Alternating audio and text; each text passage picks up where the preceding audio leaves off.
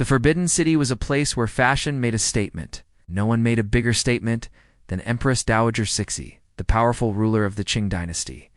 Cixi was born in 1835, just a few years before the Opium Wars began to tear China apart. Her family were Manchus, one of the few groups allowed to rule over China. And from a young age, she knew how to use her status to her advantage. She married the Guangxu emperor at the age of 17 and gave birth to his son, but her sights were set on more power. After her father-in-law died, she took control of the empire and set about making the Forbidden City her own. She commissioned the construction of new palaces and gardens and filled them with her personal touches. But no one could deny that she was a stylish woman.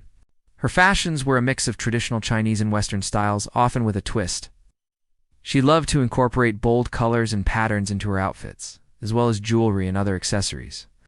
And she wasn't afraid to experiment with different looks. One of her most famous looks was a midnight blue satin gown with a yellow silk underskirt.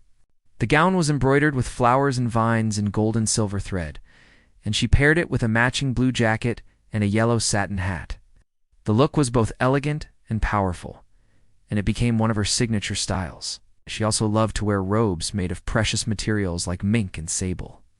These were not only luxurious, but also very practical in the cold Forbidden City winters. One of her most prized possessions was a mink robe that had been a gift from the King of Sweden. It was so valuable that she had it cut up and turned into a coat for her granddaughter. But no matter what she wore, it was always clear that Cixi was in charge. Her clothes were a way for her to communicate her power and influence to the people around her. And she made sure that everyone knew that she was the most powerful woman in the Forbidden City. When she died in 1908, she left behind a legacy of fashion and power.